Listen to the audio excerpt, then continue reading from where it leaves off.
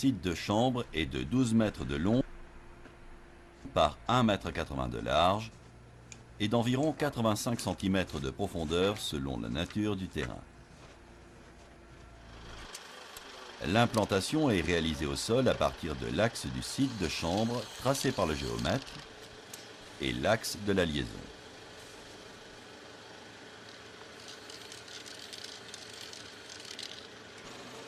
Le terrassement est matérialisé au sol.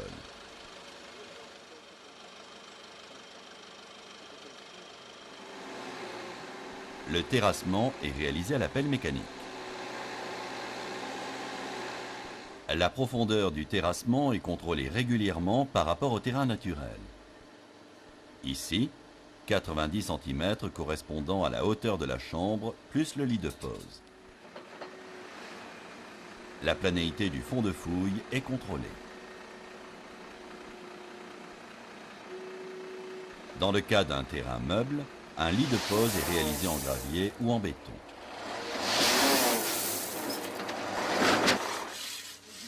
Il est posé sur toute la surface du site sur une épaisseur de 10 cm.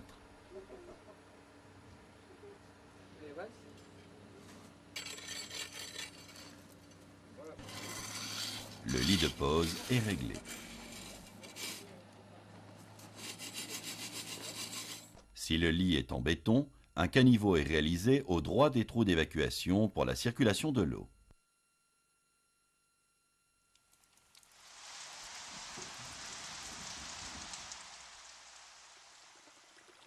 L'eau contenue dans la chambre peut s'évacuer.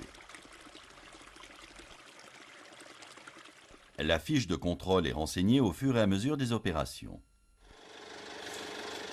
Des cordeaux sont mis en place pour positionner et aligner les chambres dans le site. Top, c'est bon.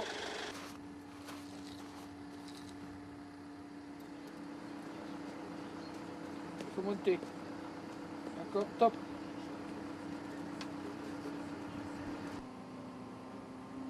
Avant la pose des chambres, le trou d'évacuation d'eau est repéré et percé.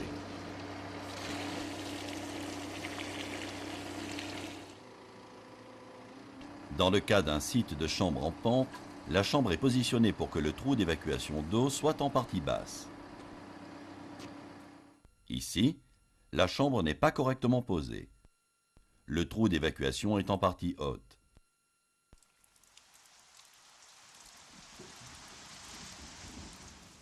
L'eau ne s'évacue pas. La première chambre est posée.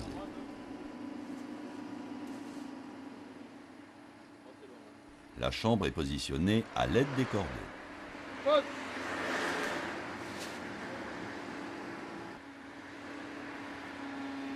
L'alignement est contrôlé. La planéité est vérifiée.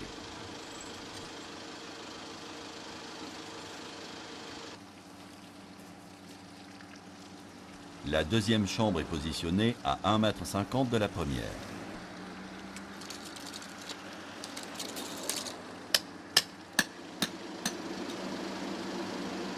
Elle est posée et réglée de la même manière.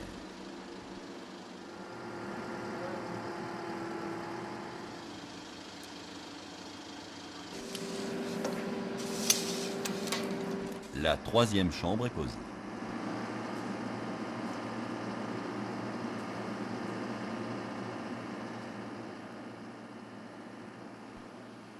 À l'aide du schéma d'implantation, le chef de chantier marque sur les masques de chaque chambre l'emplacement des fourreaux correspondants.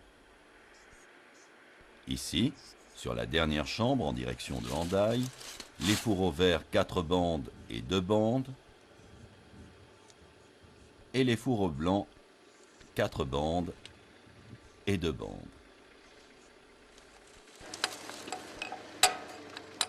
Les masques sont percés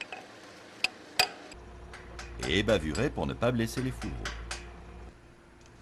Ici, l'ensemble des fourreaux passe d'un même côté des chambres.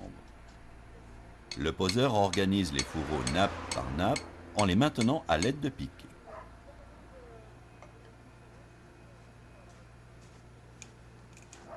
Les fourreaux sont coupés à une longueur suffisante afin de respecter la cote minimum de 30 cm à l'intérieur de la chambre.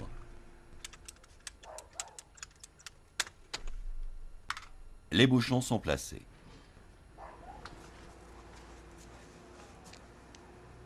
Les fourreaux sont passés dans les chambres en commençant par la nappe inférieure et en respectant les codes couleurs. Les fourreaux passent par les perforations du bas.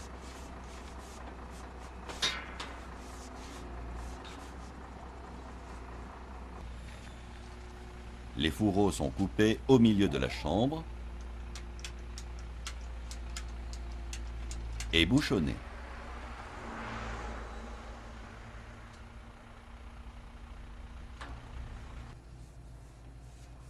La nappe intermédiaire est mise en place. Enfin, la nappe supérieure. Après leur déroulage, les fourreaux provenant de l'autre côté du site sont mis en place. Le poseur commence par la nappe inférieure en respectant la même procédure.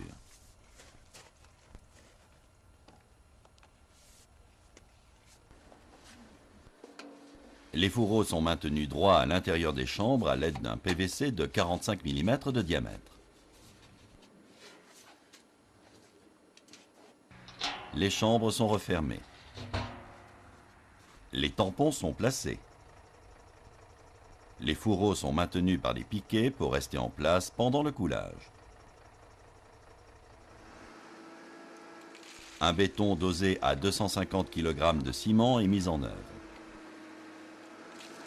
Il enrobe les fourreaux pour les protéger. Le béton est égalisé jusqu'au niveau des masques.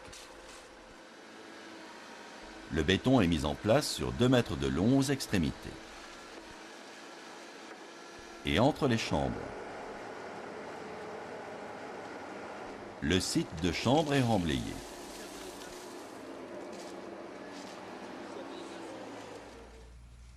Le fil de détection est mis en place.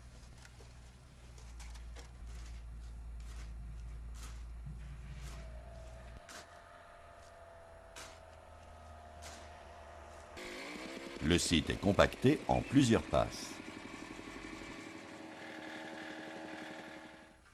Le grillage avertisseur est posé. Le site est remis à l'identique.